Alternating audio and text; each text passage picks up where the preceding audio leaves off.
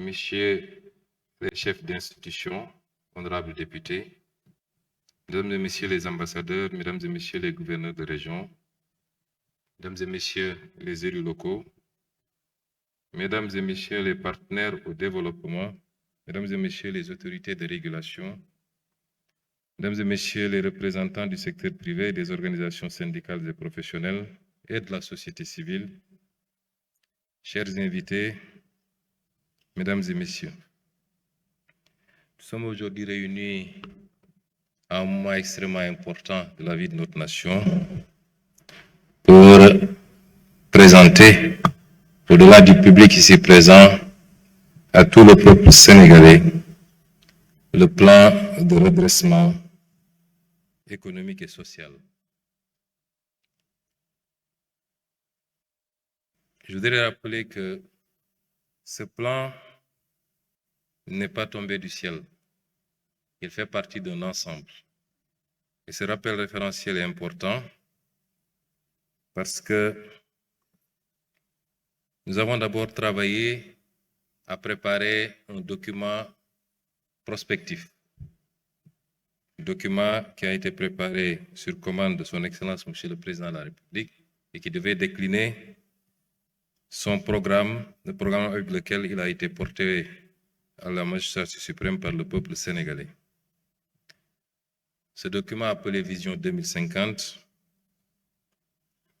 était phasé. 3 phases notamment. La phase redressement, qui est une phase qui devait se dérouler sur une périodicité de 3 ans. Je ne sais pas si le présentateur ne suit pas apparemment. C'est une phase de redressement, suivie d'une phase d'impulsion et enfin une phase d'accélération. La phase de redressement devait nous permettre de partager la vision, de mobiliser les citoyens, de poser les premières bases de la transformation et d'engranger les premiers résultats de ce travail. Elle sera suivie de la phase d'impulsion, qui est la phase de mise en œuvre de l'ensemble des leviers d'amorçage de la transformation et de la poursuite de la mise en œuvre des stratégies filières. Et enfin, une 3e phase, la phase accélération, qui devait nous permettre, comme son nom l'indique, d'accélérer la politique de développement des filières et de visibiliser la croissance engrangée à l'horizon 2050. Si vous regardez ce graphique, vous vous rendrez compte que ça nous permet de répondre à une question, parce qu'on a l'habitude d'entendre dire que nous demandons aux Sénégalais de patienter jusqu'en 2050. Si vous voyez les courbes qu'il y a au-dessus de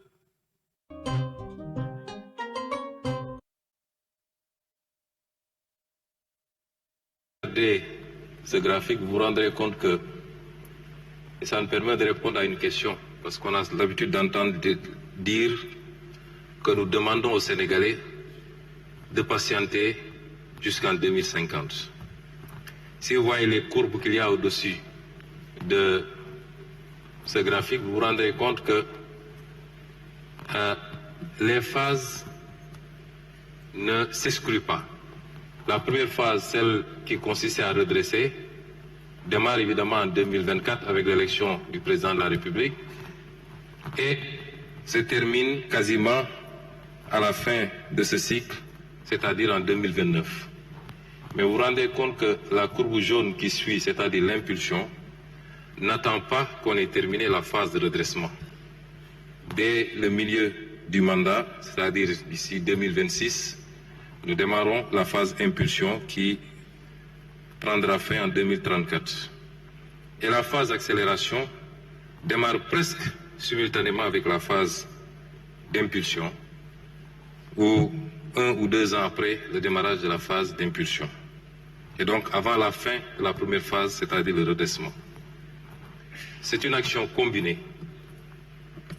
avec plusieurs phases qui ne s'excluent pas, mais avec la priorisation de l'une ou l'autre phase selon les périodes. Le redressement pour le slide qui suit doit nous permettre de faire un certain nombre de choses. D'abord, les réformes préalables à des actions futures. Un certain nombre de réformes, réforme des institutions, réforme de la justice, réforme territoriale, décentralisation, déconcentration, et j'en passe. Il faut comprendre donc que la phase de redressement ne commence pas aujourd'hui avec le document que nous vous présentons. C'est l'un des éléments de ces réformes préalables, c'est-à-dire l'assainissement du cadre macroéconomique dont a parlé tout à l'heure M. le ministre. Les assises politiques, ça fait partie de la phase de redressement. Un certain nombre d'états généraux sectoriels ont été organisés dans le secteur de l'hydraulique, dans le secteur du transport, entre autres. Toutes ces opérations s'incrustent dans cette phase de redressement. Et donc, vous pouvez situer l'opération, l'exercice d'aujourd'hui dans cette première partie, c'est-à-dire les réformes préalables à des actions futures, dans le sens qu'il concerne un des points, l'assainissement du cadre macroéconomique et l'impact de cet assainissement sur l'économie et sur le social. La deuxième phase, le deuxième élément de cette phase de redressement, c'est les réformes techniques qui préparent le terrain pour le développement d'autres services. Vous aurez dans ces réformes techniques les réformes sur le plan du numérique, par exemple. L'identité numérique unique est un élément important de cette phase. J'allais dire même tout ce qui a été conçu dans le New Deal technologique. Et la troisième phase, c'est la bonne gouvernance et la reddition des comptes. Je crois que sur le terrain de la bonne gouvernance, des actes substantiels ont été posés. Les derniers en date, c'est le paquet de projets de loi qui a été adopté avant-hier en Conseil des ministres portant sur la réforme de l'OFNAC, sur l'accès à l'information, sur la déclaration de patrimoine, entre autres. Et sur la reddition des comptes, le travail se poursuit méthodiquement dans le respect des règles de droit.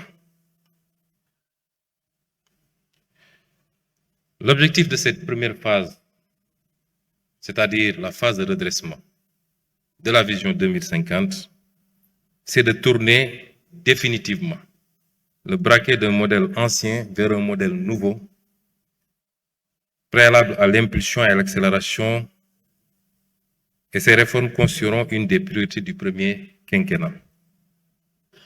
Nous avons toujours posé le débat en termes de système et non pas en termes d'hommes. Et un système, c'est beaucoup plus l'interaction de règles, d'attitudes, de comportements. Et les réformes que nous allons entamer dans cette phase de redressement nous permettront de tourner la page de ce système que nous avons souvent décrié pour en ouvrir une autre. Pourquoi maintenant un plan de redressement économique et social? Cela est lié à l'héritage qui nous a été légué. Nous savions tous que l'héritage n'allait pas être des plus légers. Durant tout le temps passé dans l'opposition, nous l'avons crié fort, nous l'avons dénoncé avec des arguments valables et nous étions même allés jusqu'à prévenir les Sénégalais des difficultés auxquelles il fallait s'attendre, quel que soit le régime qui remplacerait le défunt régime. Et aujourd'hui, les différents audits réalisés aboutissent à un constat sans appel. L'audit des finances publiques qui a démarré avec le rapport établi par l'Inspection générale des finances, conforté, pour ne pas dire aggravé, par l'audit de ce rapport par la Cour des comptes, et enfin par le rapport de Forvis Mazars. Cet audit Ces différents audits débouchent sur un constat très difficile pour le Sénégal d'un déficit qui cumule à 14% et d'une dette publique qui est de 119% du produit intérieur brut. 14% contre 4, quelque chose pour cent qui avait été déclaré et 119% contre 74% qui avait été déclaré par l'ancien régime. Évidemment, et c'est le lieu de féliciter et de rendre un hommage à son Excellence le Président de la République, qui aurait pu faire le choix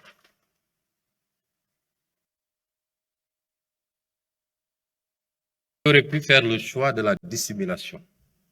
Je me rappelle des rencontres tenues autour de lui au palais avec les différents ministres concernés, le ministre des Finances, le ministre du Budget, le ministre des Finances et du Budget, le ministre de l'Économie et le désormais ministre d'État chargé de l'agenda et un certain nombre de ses conseillers, des réunions qui nous avaient permis d'apprécier la gravité de la situation, mais surtout des conséquences de l'exercice de vérité, si on choisissait de dire la vérité. Nous en étions conscients. Et le président a dit, je ne voudrais pas démarrer mon mandat sur un mensonge, je ne voudrais pas le dérouler sur un mensonge et le conclure par un mensonge.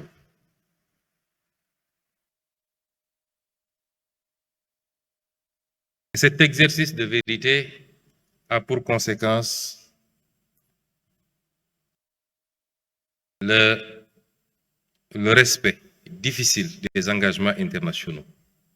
Mais le Sénégal a tenu et jusqu'à présent, nous avons respecté notre signature, nous avons respecté nos engagements internationaux, sans pour autant que ça n'empêche le pays de continuer à faire face aux défis cruciaux à l'intérieur. C'est le lieu ici également de féliciter et de rendre hommage au ministre des Finances et du Budget, à toutes ses équipes, au ministre de l'Économie, qui chaque jour déploie un trésor d'énergie pour faire face à nos engagements internes et extérieurs. L'autre conséquence, c'est des conditions de plus en plus difficiles de financement extérieur, sur le financement extérieur. Évidemment, notre signature s'est dégradée. Vous avez vu tous les conséquences en termes de notation du Sénégal. Et c'était une des conséquences auxquelles nous nous attendions quand le président a décidé de se livrer à cet exercice de vérité. Le défi du retour à l'orthodoxie budgétaire, notamment l'objectif de revenir à 3% de déficit dans moins de 2 ans, c'est-à-dire en 2027, un pas important a été réalisé dès cette année, puisqu'aujourd'hui, on est à moins 8% de déficit dans la loi de finances rectificative du moins. Et donc, la moitié du chemin a été parcouru déjà.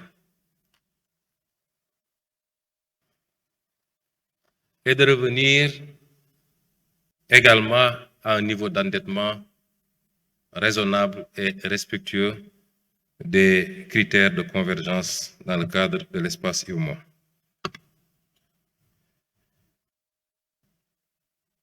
Tout ceci combiné à l'attente légitime des Sénégalais. Nous sommes au XXIe siècle, les peuples sont devenus impatients. Les peuples n'attendent plus, les peuples veulent des résultats immédiats. Vous aurez beau leur expliquer la situation héritée.